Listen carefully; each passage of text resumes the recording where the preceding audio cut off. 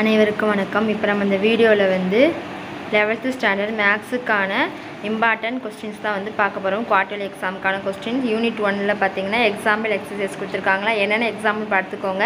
எக்ஸசைஸில் வந்து 1.1ல் என்னென்ன கொஸ்டின், 1.2ல் 1.3ல் 1.4ல் பார்த்துக்கோங்க. அதே மாதிரி யூனிட் 2லையும் எக்ஸாம்பிள் எக்ஸசைஸ் கொடுத்துருக்காங்க. அடுத்து யூனிட் 3லேயே அதே மாதிரி தான். அது மாதிரி இந்த சைடு யூனிட் 8, யூனிட் 9, யூனிட் 10லாம் இருக்குது. நீங்கள் வந்து பார்த்து குறிச்சிக்கோங்க. குறித்து அந்த மேக்ஸ் சம்மை மட்டும் நல்லா போட்டு பார்த்துக்கோங்க. கண்டிப்பாக இதில் இந்த மாதிரி தான் கொஸ்டின்ஸ் வரும். இந்த கொஸ்டின்ஸ் நீங்கள் பார்க்கக்கூட வேண்டாம். இந்த கொஸ்டின்ஸ் மட்டுமே பார்த்தாலே போதும். கண்டிப்பாக உங்களால் மேக்ஸில் 100 வந்து எடுத்துடலாம்.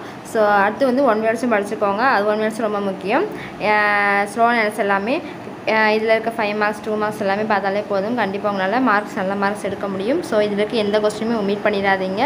இதில் இருக்க கொஸ்டின்ஸ் மட்டுமே நல்லா போட்டு பார்த்துக்கோங்க. ஃபார்முலாஸ் எல்லாம் பார்த்துக்கோங்க.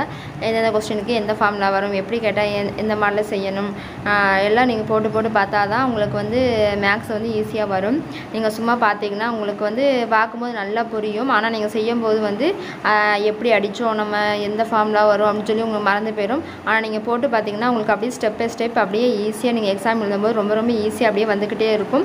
அதனால தான் சொல்கிறேன், எல்லா சம்மையும் நீங்கள் என்ன செஞ்சுக்கோங்க, போட்டு பாருங்கள். அப்போ தான் உங்களுக்கு வந்து எக்ஸாம் வந்து ஈஸியாக இருக்கும். அப்படியே இப்போ எல்லா யூனிட்டுக்கும் வந்து இந்த குவார்ட்டர் எக்ஸாமுக்கான எல்லா யூனிட்டுக்குமே இந்த இதில் வந்து நம்ம கொஸ்டின்ஸ் வந்து கொடுத்துருக்கோம். இதை பார்த்து நீங்கள் வந்து நல்லபடியாக எக்ஸாம் எழுதி பாஸ் ஆகுங்க. தேங்க்யூ.